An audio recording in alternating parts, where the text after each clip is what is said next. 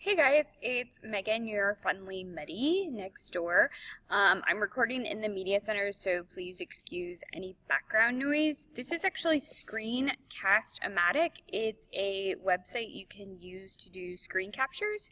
So I wanted to show you guys how to create a OneNote class. I know a lot of people have asked. So this is just portal.office.com. It's my regular 365 account. So I'm just going to go ahead and log in just like I would with my email.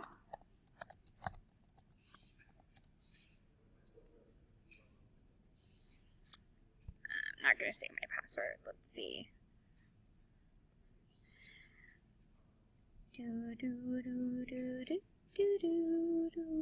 That's my waiting music. Okay. So you'll notice that you have a lot of different apps in the Office 365 area. So we're going to click on ClassNotebook. I know it's kind of confusing because we have OneDrive. So OneDrive is your cloud. So OneDrive is our cloud. That's where we're going to store everything. OneNote is your personal notebook. So this is like if you wanted to create your own personal online binders, you could do that. And then ClassNotebook is what we're going to use today.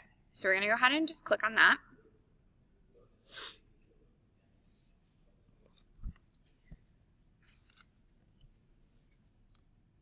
All right.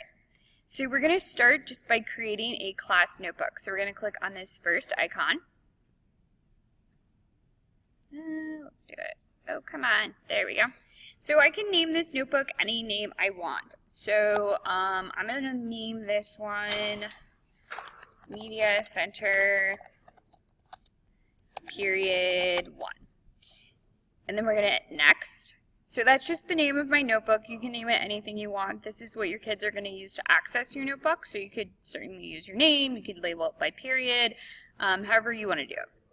So we've got 3 spaces in here. So collaboration space, this right here, means that anyone can enter anything and anyone can edit it. I'm not a fan of collaboration space. I'm always afraid the kids are going to enter something completely crazy. So I lock collaboration space, but let's say you had an EQ or a ticket out the door you wanted everybody to answer, you certainly could use collaboration space and everybody could type on that. Content library is where you're going to put the materials for your students, and we'll look at that more in depth in a later video. And then student notebook right here is the space where kids would publish their information that they only want you to see. So other kids cannot view this space, just the student. So we're going to hit next.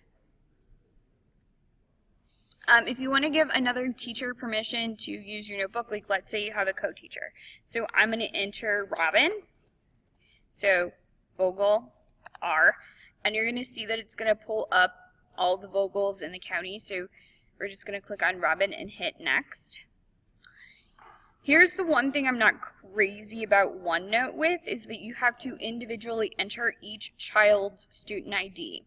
So you can do this later and I'll show you how to in just a second. I would actually have the kids enter their student ID and then hit enter, comma, space, and then you can just do it all in one swoop, kind of like we did with textbooks where the kids entered their own student ID. I know Chris Jockum also copies and pastes his in this as well.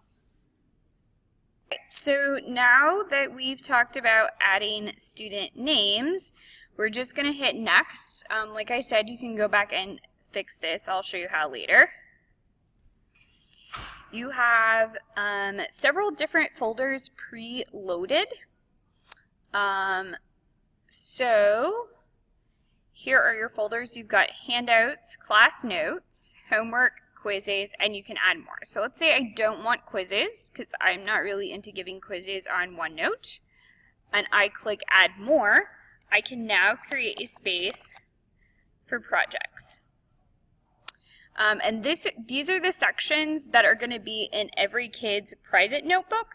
So let's say that they're taking class notes. They can do that in their class notes section, or they're turning in homework, they can turn that in their homework section. So then I'm going to hit next. And this is what they all look like. So we're going to go ahead and hit create. And it takes just a second to set up our notebook.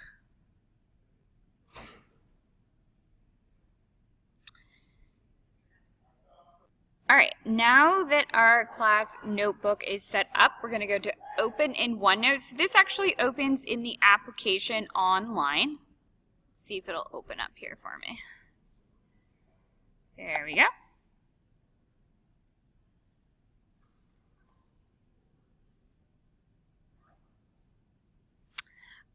And then we want to click open OneNote 2016 because we're okay with that.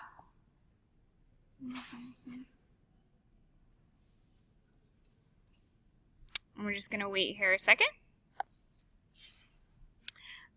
All right, so you'll see that I have my notebook here. So yeah, we're okay. We know that Microsoft is not a potential threat for us. And it's going to ask me to sign in.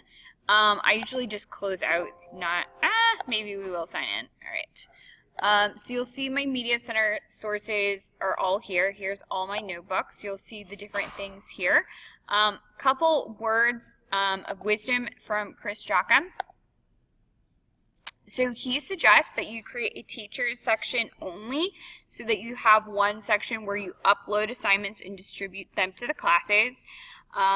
He says that if students get a device, you want to make sure that they get the link to the class notebook and you send it to them. And he also suggests locking the collaboration space so that kids can't play in the collaboration space. You can see he did it here when he set it up.